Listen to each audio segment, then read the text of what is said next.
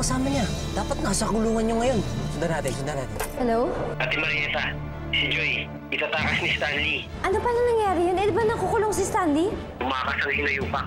Sumama sa kanya si Joy. Base, positive, gun shooting, white and blue car, chase, General Luna, corner Madriago Street, over. Hello, Dad? Nasaan na kayo? Nasa pier na ba kayo? Huwag ka na munang tumuloy sa pier. Sinusundan ata kami ng mga pulis eh. Marge! Rigo? Nasaan mo ako? Naririto ka sa hospital. Kagagaling mo lang sa operation. Si Marge po. Nasaan si Marge? Diyos ko, huwag niyong hayaan na makawala si Stanley. Huwag niyong hayaan na mawala ulit si Joy sa amin. Hoy, Stanley! Bitawan mo yung kapatid ko! Kuya? Sige! Subukan niyo magpaputok! Kundi, pasasabugin ko ang buko ng babae ito! Bitawan mo ako! Walang yan, Stanley! Yung wala yung Stanley na yun, yun ang huliin niyo!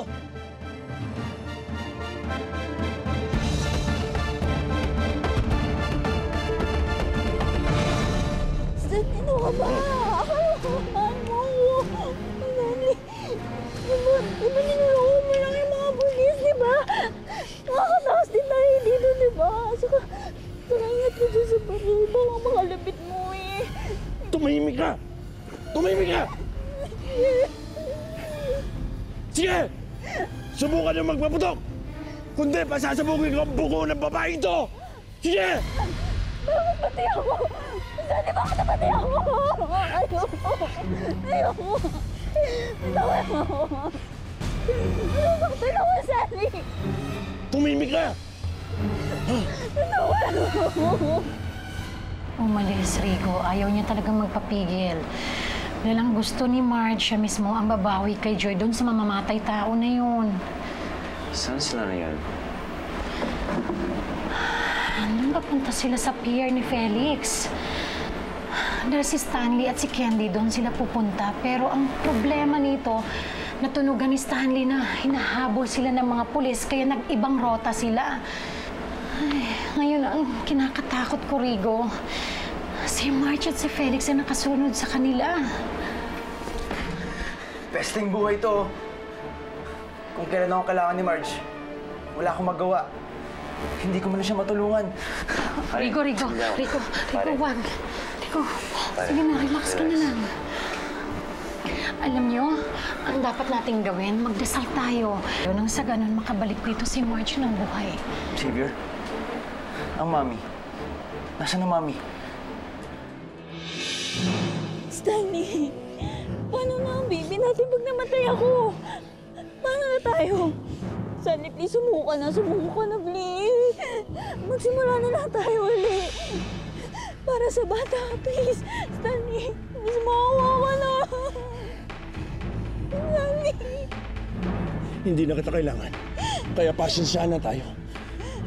Mas kailangan ko iligtas ang sarili ko kaysa sa'yo at sa magiging anak natin.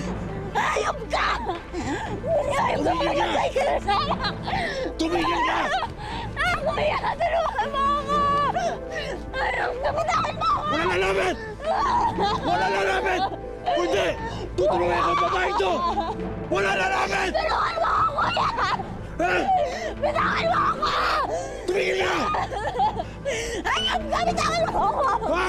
Bitawan mo na ako! Hayop ka!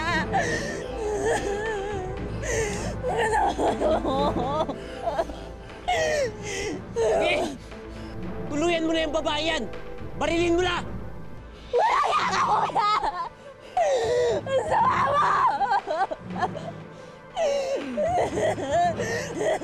Wala ako! Wala ka! Tumigil ka! Tumigil ka!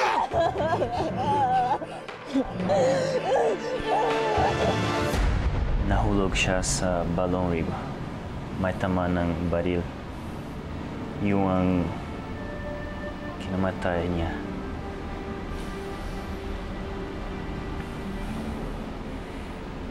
Kung ganun, siya yung napuruhan ni Aurora. Nasaan yung hayop na babae yun? Nasaan siya? Wala na siya doon sa lugar na yun nung dumating kami, Rico. Mukhang natakasan niya yung mga pulis. Walang yan niya! Rico! Walang yan niya! Rico! Rico! Pakawalang yan niya!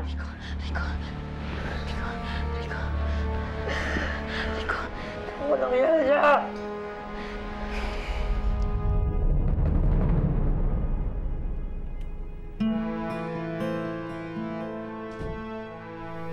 Ay, buti pinagkatiwala sa akin ni Susie ng rest house niya.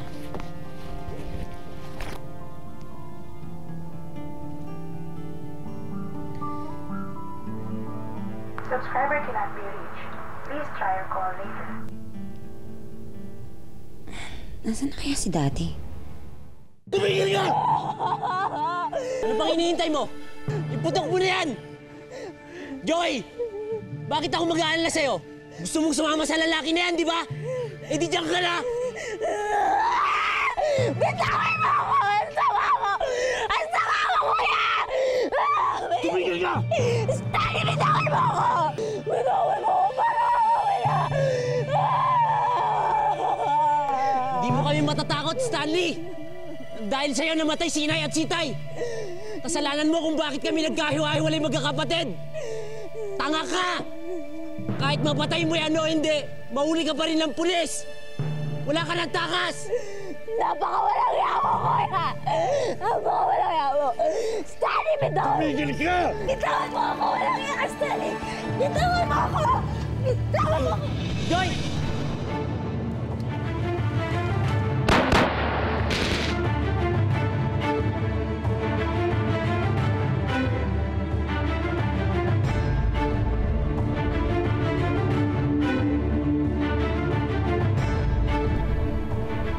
Subscriber cannot be reached.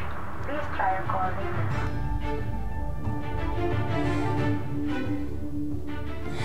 Ano kaya nangyari sa kanya?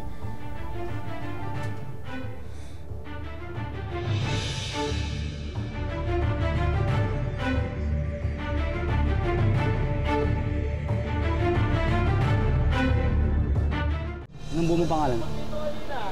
King po. Ilan taong ka na? 18 po. Joy! Joy!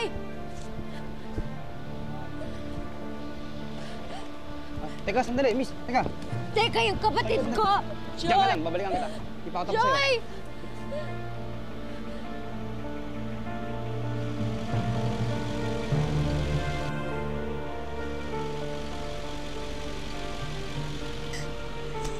Joy! Ate! Joy!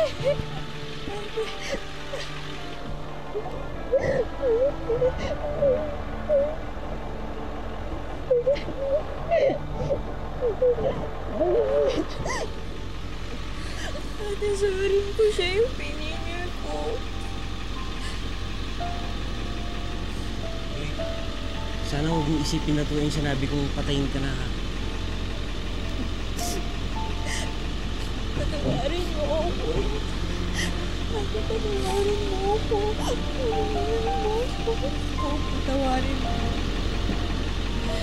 Dahil hindi magkakaganito ang buhay ko. Hindi kayo iniwanan. Hindi ate.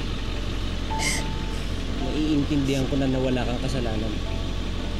Wala kang ibang hinangad kundi magkasama-sama tayo magkakapatid. Ate, kung hindi naman dahil sa akin, kasalanan din ang inukuhin. Kung bakit nangyari sa buhay ko to, hindi ko dapat isi-isi lahat sa'yo. Sorry, ate.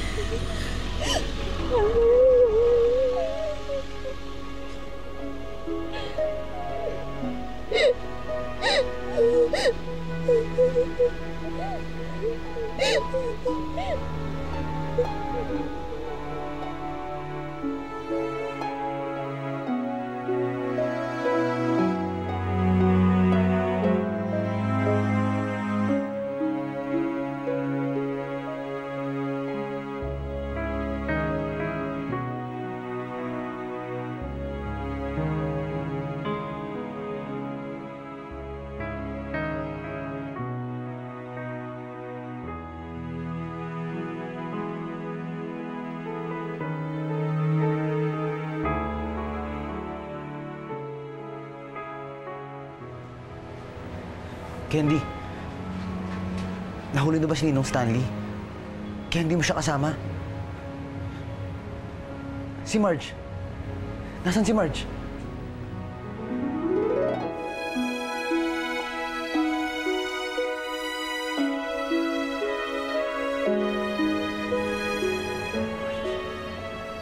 Salamat.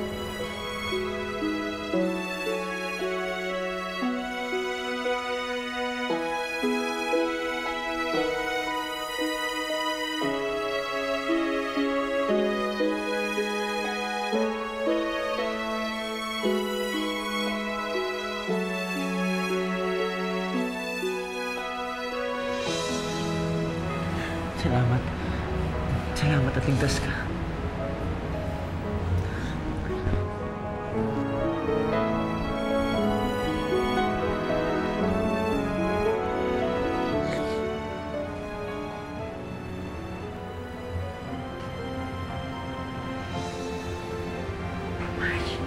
Marge, salamat sa Diyos.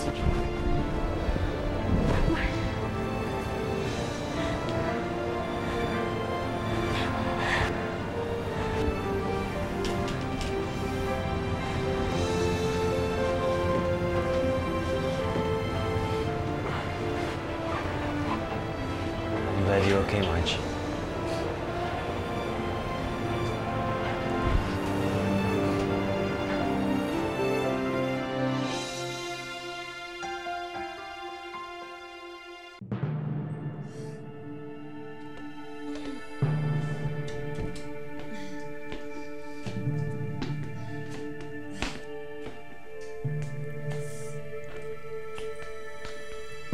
Parang wala pa rin tawag galing kila Daddy, ha?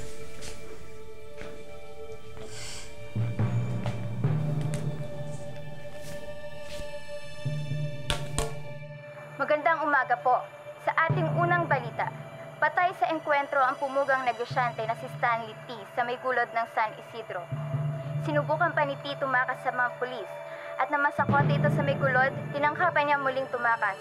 Nagawa pa niyang i-hostage ang kanyang asawa na si Joy Flores, na mas kilala sa tawag na Candy.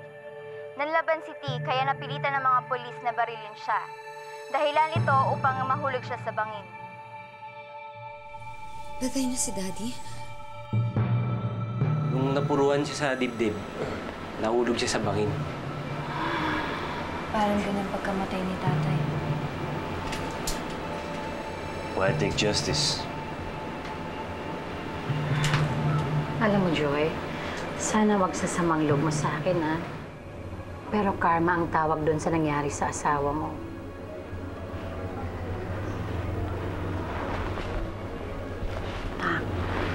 Siningi lang siya ng langit sa mga ginawa niyang kasalanan sa mga magulang niyo. Pati na rin sa iyong mga magkakapatid.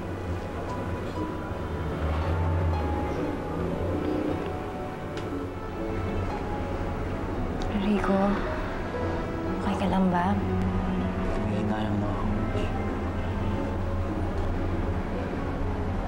Nangihinayang lang ako na sa ganito na palang mauwi yung mga pinaghirapan ni Ninong sa dati na. Akala ko, ang pagbubukas ulit ng Eagle Airways, hindi mabubulit ng pamilya ko. Pero hindi pala. Ito pa yung naging daan para mabuksan ulit yung mga lumang sukat. Para mabuklat ulit yung mga sekreto nila, Mami, no?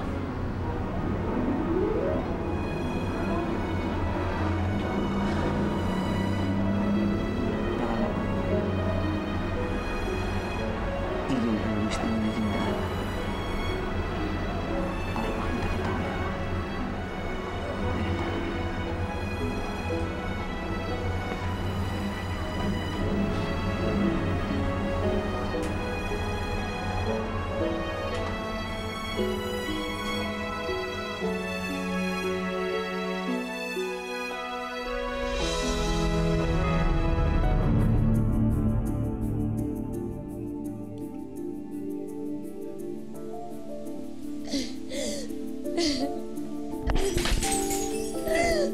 Hayop kayo!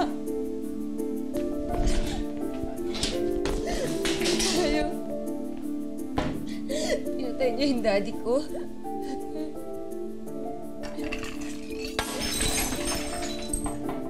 Hayop. Hayop!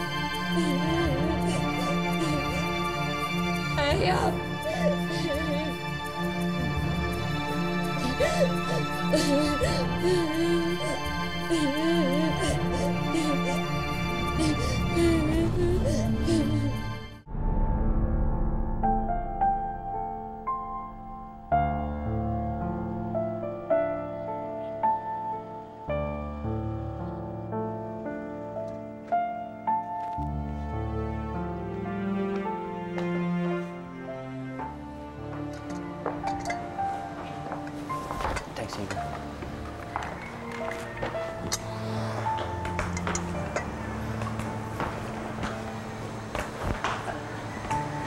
Rico, saan mo gusto ilagay ang ashes ni Tita Gloria? Sa paborito niyang parte ng bahay. Yung kwarto niya. Sana maihatid ng langit kay Mami na napatawad ko na siya.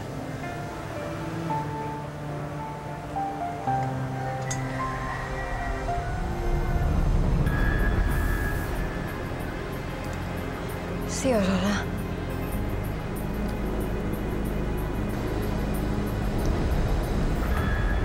Marge, ano yan? Nakita mo si Aurora sa labas? Sigurado ka ba, ate? Di kaya namamarik mata ka lang? Nakita ko talaga siya. Sama kaya ng tingin niya sa akin. Baka naman may gawin niya masama. Anong ginagawa ng babae niyo dito? Ano pa? Eh di balak maghiganti kay ate. Kilala ko si Aurora.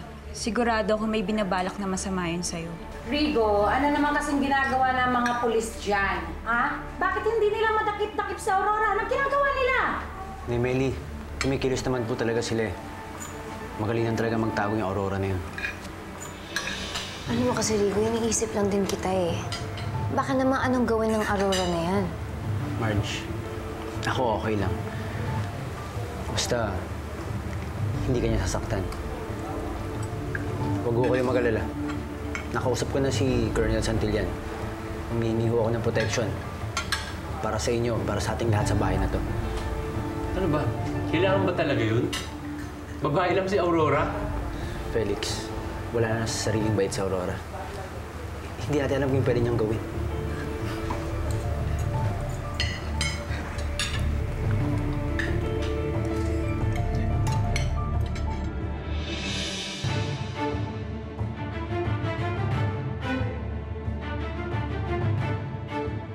Mga walang hiya kayo. Magbabayad kayo.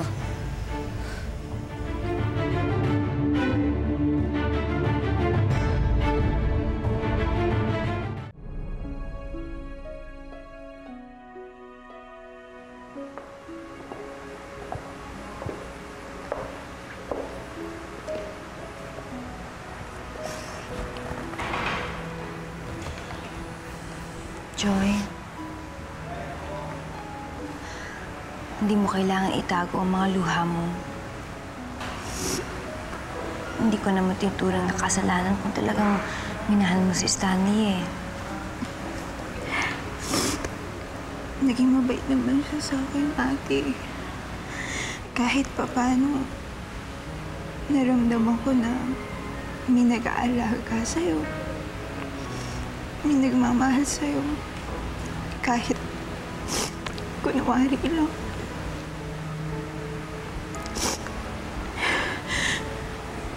Siya na rin ang naging tatay ko eh. Kahit bayad lang pala yun sa ginawa ni Itay.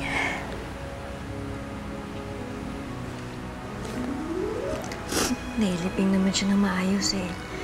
Makakasimula ka ulit. Ate, paano? Ipapanganak ko yung anak ko na walang ama. Natutulad siya sa akin. Lalaki ko na wala siyang magulang. Joy, nandito pa ako. Pwede akong tumayong nanay para sa'yo at sa anak mo.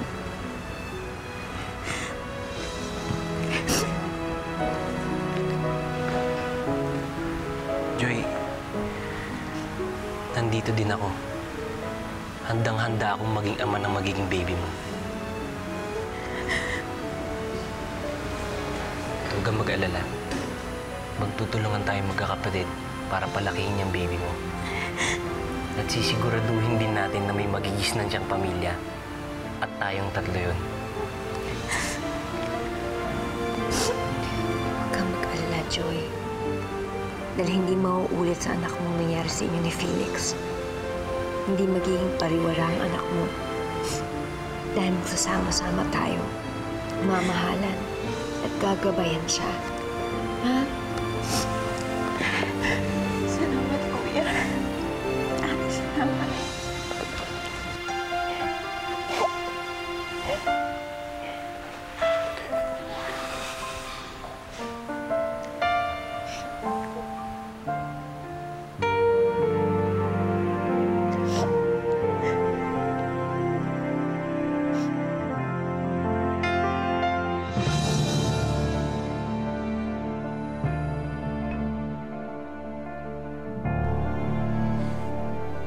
Mga linti kayo. Napakremate niyo ng maayos si Tita Gloria. Samantalang ako, hindi ko man lang nakita yung bangkay ng daddy ko.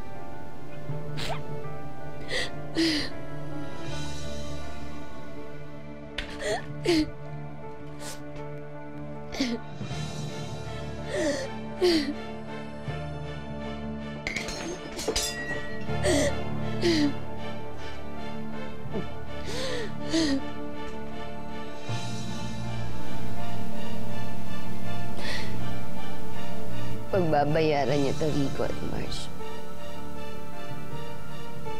Pagbabayaran niyo ng mahal. Buhay ang inutang niyo. Kaya buhay na ang kapalit.